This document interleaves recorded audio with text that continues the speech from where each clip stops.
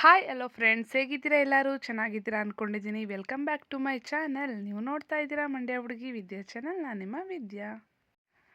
ಇವತ್ತು ನಿಮ್ಮೆಲ್ರಿಗೂ ನಾನು ಹಲಸಿನ ಹಣ್ಣಿನ ಕಡುಬು ಮಾಡೋದು ಯಾವ ರೀತಿ ಅಂತ ತಿಳಿಸ್ಕೊಡ್ತೀನಿ ಫ್ರೆಂಡ್ಸ್. ಹಲಸಿನ ಹಣ್ಣು ಅಂದರೆ ಯಾರಿಗಿಷ್ಟ ಇಲ್ಲ ಹೇಳಿ? ಎಲ್ರಿಗೂ ತುಂಬ ಇಷ್ಟಪಟ್ಟು ಹಲಸಿನ ಹಣ್ಣನ್ನ ತಿಂತಾ ಇರ್ತೀರ.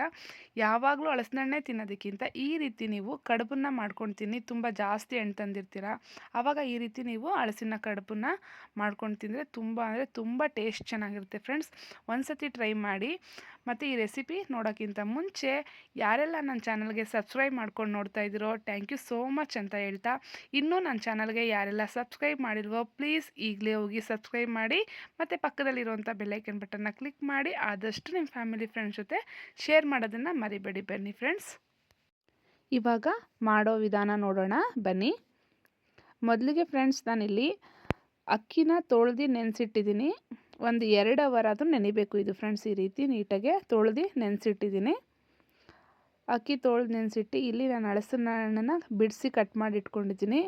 ಜೊತೆಗೆ 1 ಕಪ್ ತೆಂಗಿನಕಾಯಿ ತುರಿ ಮತ್ತು ಒಂದು 3ರಿಂದ 4 ಏಲಕ್ಕಿ ಕಾಯಿ, 1 ಕಪ್ ಆಗುವಷ್ಟು ಬೆಲ್ಲ ತೊಗೊಂಡಿದ್ದೀನಿ. ನೀವು ಕ್ವಾಂಟಿಟಿ ನೋಡಿಕೊಂಡು ಬೆಲ್ಲ ನೋಡ್ಕೊಂಡು ಹಾಕ್ಕೊಳ್ಳಿ ಫ್ರೆಂಡ್ಸ್. ಸಿಹಿ ಎಷ್ಟು ಬೇಕು ನೋಡಿಕೊಂಡು ನೀವು ಹಾಕ್ಕೊಳ್ಳಿ. ಈಗ ನಾನು ಅಕ್ಕಿನ ನುಣ್ಣಗೆ ರುಬ್ಕೊತಾ ಇದ್ದೀನಿ. ಜಾಸ್ತಿ ನೀರು ಹಾಕಬೇಡಿ, ಸ್ವಲ್ಪ ಗಟ್ಟಿಗೆ ರುಬ್ಕೊಳ್ಳಿ.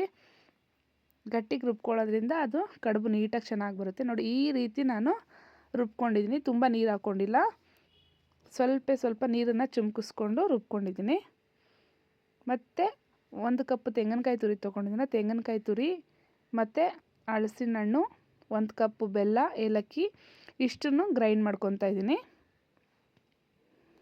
ಇವಾಗ ನಾನು ಆಲ್ರೆಡಿ ಅಕ್ಕಿ ರುಬ್ಕೊಂಡಿದ್ದೀನಲ್ವ, ಅದ್ರ ಜೊತೆಗೆ ಈ ಹಲಸಿನ ಹಣ್ಣು ಮತ್ತು ಕಾಯಿ ಎಲ್ಲ ರುಬ್ಕೊಂಡಿರೋದನ್ನು ಹಾಕ್ಕೊಂಡು ನೀಟಾಗೆ ಮಿಕ್ಸ್ ಮಾಡ್ಕೊಳ್ಳೋಣ. ಒಂದು ಇಡ್ಲಿ ಹಿಟ್ಟು ಬರುತ್ತಲ್ಲ, ಆ ರೀತಿ ನೀಟಾಗೆ ಮಿಕ್ಸ್ ಮಾಡ್ಕೊಳ್ಳೋಣ. ಎಲ್ಲ ಒಟ್ಟಿಗೆ ಕೂಡಿಸ್ಕೊಂಡು ನೋಡಿ, ಈ ರೀತಿ ಹಿಟ್ಟು ರೆಡಿಯಾಗಿದೆ. ಇವಾಗ ಬಾಳೆ ಎಲೆ ಮೇಲೆ ನೀವು ಈ ರೀತಿ ಸ್ಪೂನಲ್ಲಿ ಹಾಕ್ಕೊಂಡು ಈ ಥರ ಫೋಲ್ಡ್ ಮಾಡಿ ನಾವು ಕುಕ್ಕರ್, ಇದು ಇಡ್ಲಿ ಕುಕ್ಕರ್ ಬರುತ್ತಲ್ಲ, ಇಡ್ಲಿ ಕುಕ್ಕರ್ ಅಥವಾ ಇಡ್ಲಿ ಪಾತ್ರೆ ಯಾವುದ್ರ ಮೇಲಾದ್ರೂ ನಾವು ಇಟ್ಕೊಂಡು ಬೇಯಿಸ್ಕೋಬೋದು ಅದೇ ರೀತಿ. ಜೊತೆಗೆ ನೀವು ಈ ರೀತಿ ಫೋಲ್ಡ್ ಮಾಡಬೇಕಂದ್ರೆ ಫ್ರೆಂಡ್ಸ್, ಬಾಳೆ ಎಲೆನ ನಿಮಗೆ ಫೋಲ್ಡ್ ಆಗೋಲ್ಲ. ಯಾಕೆಂದರೆ ಅದು ಸರಿಯಾಗಿ ಹಸಿ ಎಲೆ ಇದ್ದಾಗ ಫೋಲ್ಡ್ ಆಗೋಲ್ಲ, ಅರ್ಧೋಗ್ಬಿಡುತ್ತೆ.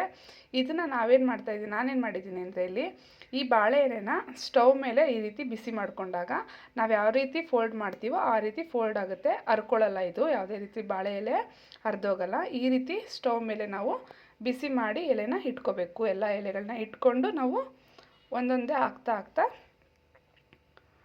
ಇಡ್ಲಿ ಪಾತ್ರೆ ಒಳಗಡೆ ಇಡ್ತಾ ಹೋಗಬೇಕು ಫ್ರೆಂಡ್ಸ್. ಇಡ್ತಾ ಹೋಗಿ ಒಂದು 20 ನಿಮಿಷ ನಾವು ಇದನ್ನು ನೀಟಾಗೆ ಬೇಯಿಸ್ಕೋಬೇಕಾಗತ್ತೆ.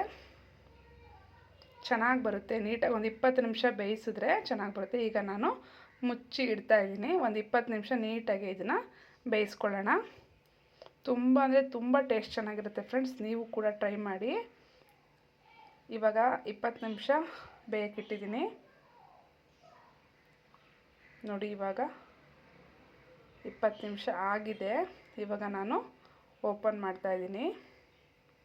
ನೋಡಿ ಯಾವ ರೀತಿ ಬೆಂದಿದೆ, ಎಷ್ಟು ಪರಿಮಳ ಬರ್ತಾ ಇರುತ್ತೆ ಗೊತ್ತಾ? ತುಂಬ ಅಂದರೆ ತುಂಬ ಪರಿಮಳ ಬರುತ್ತೆ. ಇವಾಗ ಹಲಸಿನ ಹಣ್ಣಿನ ಕಡುಬು ರೆಡಿಯಾಗಿದೆ. ಇದನ್ನು ತುಪ್ಪದ ಜೊತೆ ಹಾಕ್ಕೊಂಡು ತಿಂತಾಯಿದ್ರಂತೂ ಫ್ರೆಂಡ್ಸ್ ತುಂಬ ಅಂದರೆ ತುಂಬ ಚೆನ್ನಾಗಿರುತ್ತೆ. ಜಾಸ್ತಿ ಸ್ವೀಟು ಹಾಕಿಲ್ಲ, ಮೈಲ್ಡಾಗಿದೆ, ತುಂಬ ಸ್ವೀಟ್ ಹಾಕಿಲ್ಲ. ತುಂಬ ಅಂದರೆ ತುಂಬ ಟೇಸ್ಟಿಯಾಗಿದೆ. ಈ ವಿಡಿಯೋ ನಿಮ್ಮೆಲ್ರಿಗೂ ಇಷ್ಟ ಆಗಿರುತ್ತೆ ಅಂದ್ಕೊಂಡಿದ್ದೀನಿ ಫ್ರೆಂಡ್ಸ್. ಇಷ್ಟ ಆಗಿದರೆ ಲೈಕ್ ಮಾಡಿ, ಕಮೆಂಟ್ ಮಾಡೋದನ್ನು ಮರಿಬೇಡಿ. ಆದಷ್ಟು ನಿಮ್ಮ ಫ್ಯಾಮಿಲಿ ಫ್ರೆಂಡ್ಸ್ ಜೊತೆ ಶೇರ್ ಮಾಡಿ. ಇಷ್ಟೊತ್ತು ನನ್ನ ವಿಡಿಯೋ ನೋಡಿದ್ದಕ್ಕೆ ಥ್ಯಾಂಕ್ ಯು ಸೋ ಮಚ್.